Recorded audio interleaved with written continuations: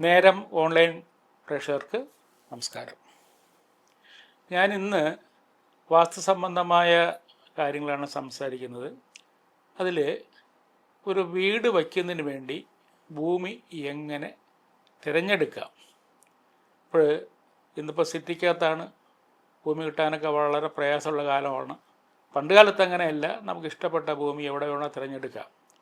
ഇപ്പോൾ പണ്ടത്തെ ഒക്കെ ആണെങ്കിൽ കിഴക്കോട്ട് ദർശനം വരുന്ന ഭൂമിക്കാണ് ഏറ്റവും വലിയ ഡിമാൻഡായിട്ട് പണ്ട് കണ്ടിരുന്നത്. കിഴക്ക്, വടക്ക്, തെക്ക്, പടിഞ്ഞാറ് 4 ദിക്കിലേക്കും വീട് വരുന്നത് 4 ഒരുപോലെ തന്നെയാണ്. എങ്കിൽ തന്നെയും സൂര്യകിരണങ്ങൾ ഏറ്റവും കൂടുതൽ കിട്ടുന്ന ഭാഗം കിഴക്കും വടക്കുമാണ്. തെക്കും പടിഞ്ഞാറും ദോഷം എന്നല്ല പറഞ്ഞത്. അപ്പോൾ പണ്ടത്തെ നിർമ്മാണങ്ങളെല്ലാം തന്നെ കൂടുതലും കിഴക്ക് ദർശനം തന്നെ ആയിരുന്നു. അതിൽ ആൾക്കാർക്ക് ഒരു വിശ്വാസമാണ് കിഴക്ക് ദർശനം നല്ല വീടായിരിക്കും. ആ വിശ്വാസം പരിപൂർണമായിട്ട് ശരിയല്ല. അതായത് എത്രയോ പണ്ടത്തെ 4 കെട്ട് 8 കെട്ട് പണ്ടത്തെ ആരൂടക്കണക്കിന് പണിഞ്ഞ വീടുകളെല്ലാം തന്നെ തെക്ക് ദർശനമാണ്. എത്രയോ വീടുകൾ അതൊക്കെ പാരമ്പര്യം കൊണ്ട് എല്ലാം കൊണ്ട് ഉന്നത നിലവാരം പുലർത്തിയിട്ടുണ്ട്. അപ്പോൾ അതുകൊണ്ട് ഒരിക്കലും തന്നെ തെക്ക് ദർശനമോ പടിഞ്ഞാറ് ദർശനമോ ദോഷമൊന്നും നമുക്ക് പറയാൻ പറ്റില്ല. എന്നാൽ കിഴക്ക് ദർശനത്തിലേക്കാണ് ഏറ്റവും കൂടുതൽ ആൾക്കാർക്ക് പണ്ടും ആയിരുന്നാലും ഇന്നായിരുന്നാലും ഏറ്റവും കൂടുതൽ ആഗ്രഹിക്കുന്ന ആ രീതിയിലാണ്. അപ്പോൾ നമുക്ക് ആഗ്രഹം ഇന്ന് സിറ്റിക്കകത്ത് മിക്കവാറും നടക്കാൻ സാധ്യതയില്ല. കാരണം 3, 4 അല്ലെങ്കിൽ 5 സെൻറ്റോ അല്ലെങ്കിൽ 10 സെൻറ്റോ ഒക്കെ കിട്ടുന്നത് ആ വസ്തുവിൻ്റെ ഏത് ഭാഗത്താണോ വഴി വരുന്നത്, അതായത് ചെറിയ റോഡായിരുന്നാലും വലിയ റോഡായിരുന്നാലും ആ വഴി വരുന്ന ഭാഗത്തേക്ക് വീടിൻ്റെ ദർശനം, അതായത് എലിവേഷൻ കൊടുത്തുകൊണ്ടായിരിക്കും വീട് പണി നടക്കുന്നത്. അപ്പോൾ വസ്തു നമുക്ക് കിട്ടുന്ന കാര്യത്തെ പറ്റിയാണ് ഞാൻ പറഞ്ഞു വരാൻ പോകുന്നത്. ഇപ്പോൾ സാധാരണ ദീർഘചതുരം അല്ലെങ്കിൽ സമചതുരം ഈ രീതിയിൽ വരുന്ന ഭൂമികളാണ് ഏറ്റവും നല്ലത്. അത് സത്യം തന്നെയാണ്. അപ്പോൾ നമുക്ക് വാങ്ങുമ്പോൾ എല്ലാം തന്നെ ദീർഘചതുരമോ സമചതുരമോ കിട്ടാൻ സാധ്യതയില്ല. ഇപ്പോൾ കോണുകൾ ഏതെങ്കിലും പല കോണുകളൊക്കെ ചെരിഞ്ഞ ഭൂമിയായിരിക്കും, കട്ടിങ്ങുള്ള ഭൂമികളായിരിക്കും. അപ്പോൾ ഇങ്ങനെയുള്ള ഭൂമികളൊക്കെ ആയിരിക്കും കിട്ടുന്നത്. ചിലപ്പോൾ കുത്തായിട്ട് വലിയ ഇറക്കമായിട്ടുള്ള ഭൂമികളായിരിക്കും.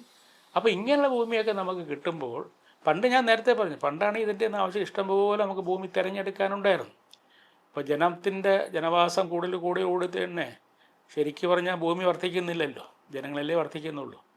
അപ്പോൾ അതിനെ നമുക്ക് എങ്ങനെ ക്രമീകരിക്കാം അതാണിത്.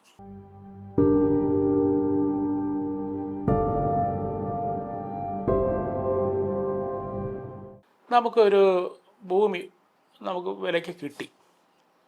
ഒരു 5-6 സെൻറ്റ് ഭൂമിയാണ് ഉള്ളത്. അതിൽ ഒരു കിണർ ആ ഭൂമിക്കകത്ത് വന്നു പോയി. കിണർ വന്നാൽ നമുക്ക് ആ നല്ല കിണറാണ് അല്ലെങ്കിൽ തന്നെ മോശമായ കിണറിനെ അത് നല്ല രീതിയിലാക്കിയെടുക്കാൻ സാധിക്കും. അപ്പോൾ അതിൻ്റെ സ്ഥാനം നമ്മൾ നോക്കണം. അപ്പോൾ സ്ഥാനം എങ്ങനെ വെച്ചാൽ സാധാരണ കിണറിന് മകരം, കുംഭം, മീനം, മേടൻ രാശിയിൽ ഇപ്പം ഇങ്ങനെ പറഞ്ഞാൽ പല ആർക്കും മനസ്സിലാകില്ല. അതുകൊണ്ട് ഞാൻ വ്യക്തമായിട്ട് പറഞ്ഞുതരാം. നമ്മുടെ വസ്തുവിൻ്റെ വടക്ക് ഭാഗത്ത് നിന്ന് കിഴക്കോട്ട് വരുന്ന ഭാഗവും കിഴക്കിൻ്റെ മധ്യം എടുത്തിട്ട് വടക്കോട്ട് വരുന്ന ഭാഗവും ആണ് ഞാൻ ഈ പറഞ്ഞ മകരം, കുംഭം, മീനം, മേടൻ രാശികൾ. ഈ ഭാഗത്ത് നിങ്ങൾ വാങ്ങുന്ന വസ്തുവിൻ്റെ കിണർ ഉണ്ടെങ്കിൽ അതിനെ പരിപാലിക്കുക, ഒരിക്കലും ഒരു ദോഷമില്ലെന്നർത്ഥം. എന്നാൽ ഞാൻ പറഞ്ഞ മറ്റുള്ള ഭാഗങ്ങളിലാണ് നമ്മൾ ഒരു കിണർ വരികയാണെങ്കിൽ അത് നമുക്ക് നമ്മുടെ വീട് വയ്ക്കുമ്പോൾ അത് ദോഷം സംഭവിക്കും. പ്രത്യേകിച്ച് അഗ്നികോൺ, അതായത് തെക്ക് കിഴക്ക് ഭാഗം ഒരിക്കലും പാടില്ല. പിന്നെ തെക്കിൻ്റെ ഭാഗത്ത് ഒരിക്കലും തന്നെ ജലരാശിയോട് ബന്ധപ്പെട്ട ഒന്നും തന്നെ പാടില്ല. തെക്ക് പടിഞ്ഞാറ് ഭാഗത്ത് കന്നിമൂലയാണ്, അവിടെയും പാടില്ല. പടിഞ്ഞാറും പാടില്ല. വടക്ക് പടിഞ്ഞാറ് നല്ലതല്ല. വടക്ക് പടിഞ്ഞാറ് ചില ആൾക്കാർ അയ്യോ വടക്കല്ലേ, അല്ല, വടക്ക് പടിഞ്ഞാറെന്ന് വെച്ചാൽ വായുവോടാണ്, ചന്ദ്രൻ്റെ ദിക്കാണ്, ഒരിക്കലും തന്നെ അവിടെയും പാടില്ല. അപ്പോൾ നമുക്ക് കിണറിന് സ്ഥാനം, ഉചിതമായ സ്ഥാനം എന്ന് പറയുന്നത് വടക്കിൻ്റെ മധ്യം എടുത്തിട്ട് കറങ്ങി ചുറ്റി വന്നിട്ട് കിഴക്കിൻ്റെ മധ്യം വരെയുള്ള മകരം, കുംഭം, മീനം, മേടൻ രാശികളാണ് കിണറിന് ഏറ്റവും ഉത്തമം എന്ന് പറയുന്നത്. അതിൽ കുംഭൻ രാശിയോ മീനൻ രാശിയിലോ കിണർ വരുന്നത് സർവ്വ ഐശ്വര്യങ്ങൾ ഉണ്ടാകും. അതായത് അതെന്തൊക്കെയാണ് സർവ്വ ഐശ്വര്യം? സാമ്പത്തികമായിട്ടുള്ള ഉയർച്ച. ഒരു കിണർ എല്ലാം കൊണ്ട് നല്ല ഐശ്വര്യമായിട്ടുള്ളൊരു കിണർ ഇടുന്നാൽ വീടിനകത്ത് സാമ്പത്തികപരമായിട്ടും മാനസികപരമായിട്ടും ആരോഗ്യപരമായിട്ടും ഈ വളർന്നു വരുന്ന കുട്ടികളുടെ ഐശ്വര്യം, ഇങ്ങനെ എല്ലാ കാര്യത്തിനും അത് കുംഭം, മീനം രാശിയിൽ കിണർ പറഞ്ഞാൽ നല്ലതാണ്. അപ്പോൾ ഇനി അടുത്ത് വരുന്ന ഒരു കാര്യം, പ്രധാനപ്പെട്ട കാര്യം എന്ന് പറയുന്നത്, ഇത് മധ്യഭാഗത്താണ് കിണർ വന്നു പോയാൽ അത് വാങ്ങുന്ന ഭൂമിയിൽ ഒരു പൊട്ടക്കിണറായിക്കോട്ടെ, അത് നല്ല താഴ്ചയിൽ കിടക്കുന്നൊരു ആ വീട് വയ്ക്കാൻ പോകുന്നതിൻ്റെ നടുക്കാണ് വീടിൻ്റെ എങ്കിൽ അതിനെ നമുക്ക് നികത്ത് തന്നെ വേണം. അപ്പോൾ അതിനെ ചില ആൾക്കാർ സ്ലാബ് അടിച്ചിട്ട് കളയും. കട്ടിയുള്ള സ്ലാബിൻ്റെ പുറത്ത് അടിച്ചിട്ടിട്ട് വീട് വെച്ച ഒരുപാട് സംഭവങ്ങളുണ്ട്. പക്ഷേ അത് സർവനാശം ഫലം.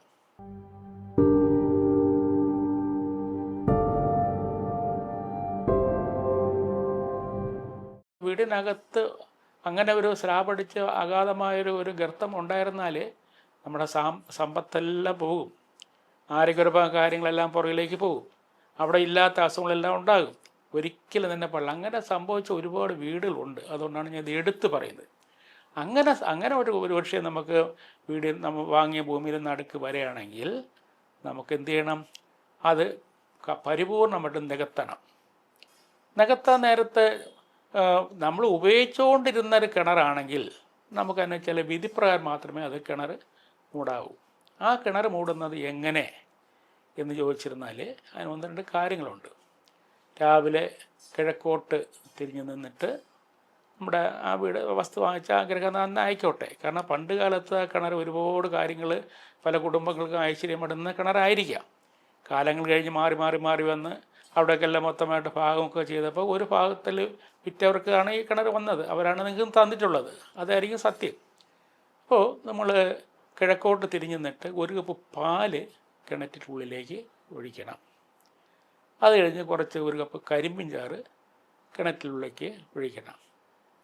ഇത് കഴിഞ്ഞിട്ട് നല്ല ഒരു കുടം വെള്ളം, സാധാരണ വെള്ളം, വേറെ ആ കിണറ്റിലല്ല മറ്റുള്ള കിണറ്റിൽ വെള്ളം ഒഴിക്കുക. പിന്നെ നല്ല ഒരു കുട്ടം മണലിട്ട ശേഷം സാധാരണ മണ്ണിട്ട് നമുക്ക് ആ കിണർ നികത്തുമ്പോൾ മണ്ണ് പരിപൂർണമായിട്ടിട്ട് അത് അവസാനം വിള്ളൽ വരും. താന്ന് കുറേശ്ശെ വെള്ളം കൊടുത്തും അത് ഏകദേശം ഒരു 6-7 മാസം കൊണ്ട് നമുക്ക് പരിപൂർണമായിട്ട് നല്ല രീതിയിൽ മൂടി വിട്ട് മട്ടമായാൽ പോലും 2 അടിയോളം പൊക്കം മണ്ണ് വിട്ട ശേഷം പിന്നും വെള്ളമൊക്കെ കൊടുത്തുകയാണ് അതിൻ്റെ പുറത്ത് സമാന്തരമാക്കി എടുക്കുക. അങ്ങനെ മൂടിയ ശേഷം നമുക്ക് അവിടെ വീട് വയ്ക്കുന്നതിന് ഒരു തടസ്സവും വരുന്നില്ല. അല്ലാതെ ഈ സ്ലാബ് അടിച്ച് മൂടുന്നത് വളരെ സൂക്ഷിക്കണം.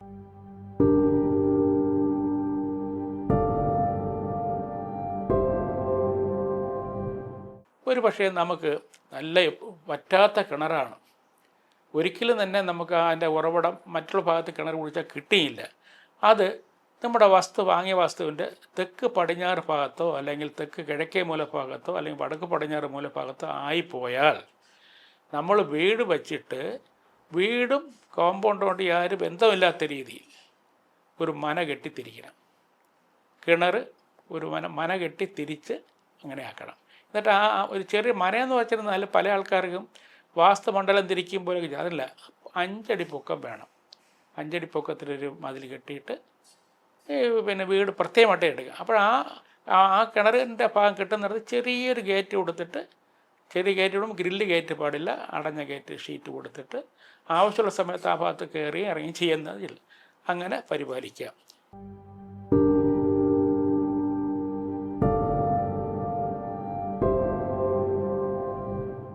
ഈ വസ്തു നമ്മൾ വാങ്ങിക്കഴിഞ്ഞാൽ പല ആൾക്കാർക്കും എന്താ പറയുക, ആദ്യം ചെയ്യേണ്ടത് എന്താണ്? നമ്മളൊരു വസ്തു വാങ്ങിക്കഴിഞ്ഞാൽ ആദ്യം ചെയ്യേണ്ടത് ഭൂമി പൂജയാണ് ആദ്യമായിട്ട് ചെയ്യേണ്ടത്. ഭൂമി പൂജ ചെയ്ത ശേഷം മാത്രമേ ആ വസ്തുവിലുള്ള മരങ്ങളോ അല്ലെങ്കിൽ പിന്നെ വസ്തുവിനെ നിരപ്പാക്കുന്ന കാര്യം മറ്റുള്ള എന്ത് നിർമ്മാണങ്ങളും ഭൂമി പൂജ ചെയ്തിട്ടല്ലാതെ തുടങ്ങരുത്. അത് പ്രത്യേകം ശ്രദ്ധിക്കണം. പല ആൾക്കാരും എന്തു ചെയ്യും, ഭൂമി പൂജ ചെയ്യില്ല, വീടിൻ്റെ തറക്കല്ലിൻ്റെ തലേദിവസം കൊണ്ട് ഭൂമി പൂജ. അങ്ങനെയല്ല. അപ്പോൾ ഈ ഭൂമി പൂജ ചെയ്യുമ്പോൾ തന്നെ അതിൽ വൃക്ഷങ്ങളുണ്ടെങ്കിൽ വൃക്ഷങ്ങളെ മുറിച്ച് മാറ്റേണ്ട വൃക്ഷപൂജയും കാര്യങ്ങളോടാണ്. അപ്പോൾ അറിയത്തക്ക ആൾക്കാരാണ് അതിൻ്റെ ഭൂമി പൂജ ചെയ്യേണ്ടത്. അറിയത്തക്ക ഒരു കർമ്മയെ വിളിച്ചിട്ടാണ് നിങ്ങൾക്ക് ഭൂമി പൂജ ചെയ്യേണ്ടത്, അല്ലാതെ ചെയ്യരുത്.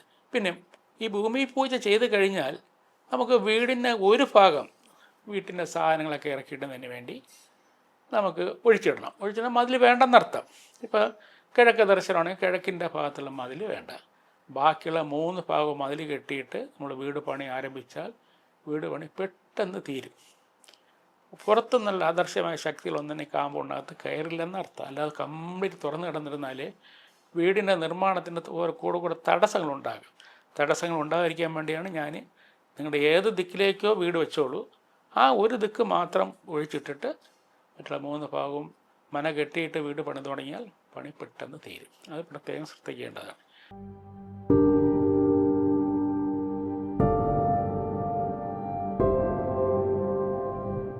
നിങ്ങൾ ഫ്ലോട്ട് തിരിച്ച് അതിൽ നിന്നൊരു പ്ലോട്ടാണ് വാങ്ങുന്നത്.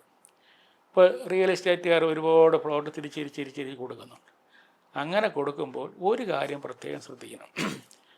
തെക്ക് പടിഞ്ഞാറ് മൂലഭാഗവും വടക്ക് കിഴക്കേ മൂലഭാഗവും കട്ടിങ് ആയിട്ട് ചെയ്യരുത്. കോൺ കട്ട്, അത് 90 ഡിഗ്രിയാണ് കോണെന്ന് പറയുന്നത്. അതിൻ്റെ ഭാഗം ഇങ്ങനെ കട്ട് ചെയ്ത് ഒരിക്കലും തന്നെ ആ വസ്തു വാങ്ങാൻ ഇടവരുത്. നമുക്ക് നിവർത്തിയില്ല എന്നുണ്ടെങ്കിൽ, കാരണം വണ്ടികൾ കയറാൻ വേണ്ടിയാണ് കർവ് ചെയ്യണത്, ചെറിയൊരു കർവ് റൗണ്ട് ചെയ്ത് എടുക്കുന്നതിന് തെറ്റില്ല. അല്ലാതെ മൂല പരിപൂർണമായിട്ട് കട്ട് ചെയ്ത് പോകരുത്. അത് വടക്കിഴക്കേ മൂലഭാഗത്ത് ഇങ്ങനെ കട്ട് ചെയ്തിരുന്നാൽ വടക്കിഴക്കേ മൂലഭാഗം എന്ന് വെച്ചാൽ ഈശാന കോണാണ്. ഈശാന കോണം എന്ന് പറഞ്ഞാൽ നിങ്ങൾക്ക് വാസ്തു എന്നുള്ള സങ്കല്പത്തിൻ്റെ തല വരുന്ന ഭാഗമാണ്, വേഴമണ്ഡലമാണ്, ദൈവത്തിൻ്റെ സ്ഥാനമാണ്. അപ്പോൾ അറിയാമല്ലോ, അതിൻ്റെ ഏറ്റവും ഊർജ്ജ കേന്ദ്രം കൂടെയാണ് വടക്ക് കിഴക്കേ മൂലഭാഗം എന്ന് പറയുന്നത്. അവിടെ ഈ കട്ടിങ് പോയാൽ ഗൃഹനാഥന് ദോഷമാണെന്നർത്ഥം. അതുകൊണ്ട് വളരെ നിങ്ങൾക്ക് ഒരു നമ്മൾ വാങ്ങുന്ന ഭൂമിയാണെങ്കിൽ ഒരു കർവ് കൊടുക്കാം, അതിന് തടസ്സമില്ല.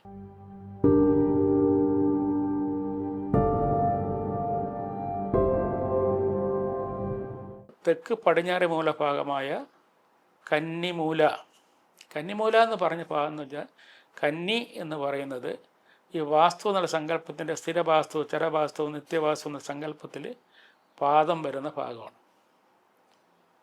വാസ്തു എന്നുള്ള ദേവൻ്റെ പാദം വരുന്ന ഭാഗമാണ്. അപ്പോൾ ആ പാദം കട്ട് ചെയ്യാൻ പാടില്ല, അതാണ്. അപ്പോൾ അവിടെ ഞാൻ നേരത്തെ പറഞ്ഞ പോലെ കർവ് ചെയ്തെടുക്കാം, കോൺ കട്ട് ഒരിക്കലും ചെയ്ത്. അത് നിരതി കോണാണ്. നിരതൻ എന്ന് വെച്ചൊരു അസുരനാണ്, സത്യവും ന്യായവും നീതിയും പരിപാലിക്കുന്ന ഒരു ചൈതന്യം, അതാണ്. പിന്നെ അത് രാഹുവിൻ്റെ സ്ഥാനം കൂടെയാണ്. അപ്പോൾ അറിയാമല്ലോ, ഇത്രയും പ്രധാനപ്പെട്ട ഒരു ഭാഗമാണ് കന്നിമൂല എന്നൊരു ഭാഗത്ത്. കന്നിമൂല ഭാഗത്ത് എന്തെങ്കിലും നിർമ്മാണത്തിന് അപാധ സംഭവിച്ചിരുന്നാൽ നിരതി കോണാണ്. നിരതൻ ഞാൻ പറഞ്ഞിട്ടുണ്ട്, അസുരൻ.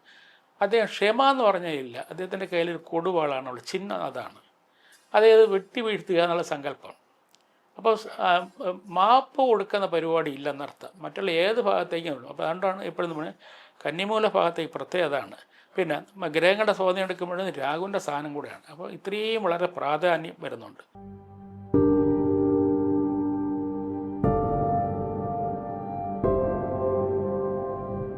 തെക്ക്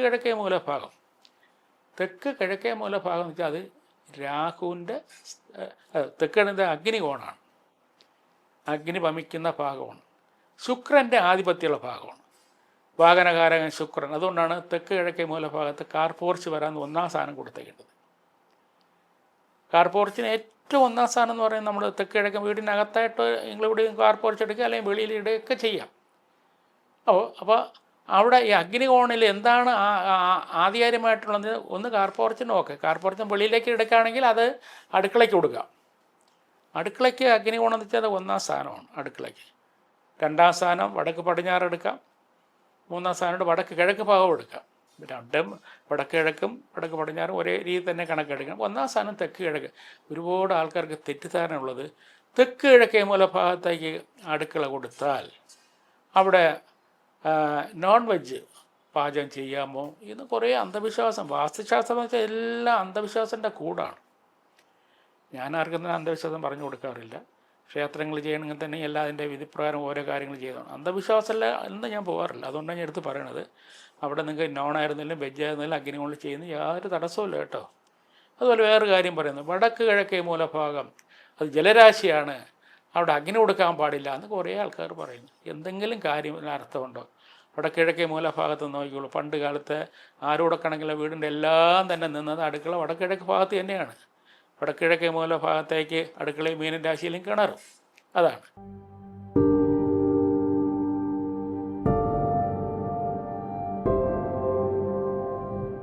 വടക്ക് പടിഞ്ഞാറ് ഭാഗം വായുകോണാണ്, ചന്ദ്രൻ്റെ ദിക്കാണ്. അവിടെയും അടുക്കളയ്ക്ക് യാതൊരു തടസ്സവുമില്ല. വടക്ക് പടിഞ്ഞാറ് ഭാഗം വായുകോണാണ്, അത് ചന്ദ്രൻ്റെ ദിക്കാണ്. പ്രസന്നവദനം, നമ്മുടെ ജാതകത്തിൻ്റെ ചന്ദ്രൻ മൗഢ്യത്തിലിരുന്നാൽ ഇന്നും പ്രശ്നങ്ങൾ. അതുപോലെ ആ ഭാഗത്ത് എന്തെങ്കിലും അപാകം സംഭവിച്ചിരുന്നാൽ നമുക്ക് ആ വീടിനകത്തിന് ഒരിക്കലും അയച്ച് നമുക്കൊരു മൗനമായിരിക്കും, ഒരു എല്ലാത്തിനും തടസ്സമായിരിക്കും, സന്തോഷമില്ലായ്മ അനുഭവിക്കും. അപ്പോൾ നിസ്സാരമായിട്ടില്ല ഈ വടക്ക് പടിഞ്ഞാറ് ഭാഗത്ത് അത് എടുത്ത് പറയാൻ കാരണം, ഈ മറ്റുള്ള വീട് പണിയുമ്പോൾ എല്ലാവർക്കും തന്നെ തെക്ക് കിഴക്ക് പാടില്ല, ടോയ്ലറ്റ് വരാൻ പാടില്ല, വടക്ക് കിഴക്ക് പാടില്ല, തെക്ക് പടിഞ്ഞാറ് കന്നിമൂല ഭാഗത്ത് വരാൻ പാടില്ല. അപ്പോൾ എന്നാൽ വടക്ക് പടിഞ്ഞാറ് ഭാഗത്ത് വരാമെന്ന് ആരോ എന്തോ പറഞ്ഞ് ടോയ്ലറ്റ് മൂലയെ കൊണ്ടുകൊടുക്കും. അത് ഇന്ന് ഏറ്റവും വലിയ ആപത്ത്. അത് ചന്ദ്രൻ്റെ ദിക്കല്ലേ, ഒരിക്കലും പാടില്ല. അപ്പോൾ പ്രധാനമായിട്ട് നമ്മൾ പ്ലാൻ ഡിസൈൻ ചെയ്യുമ്പോൾ 4 ഭാഗത്തും നമുക്ക് ടോയ്ലറ്റ് കൊടുക്കരുത്, അത് ആപത്താണ്.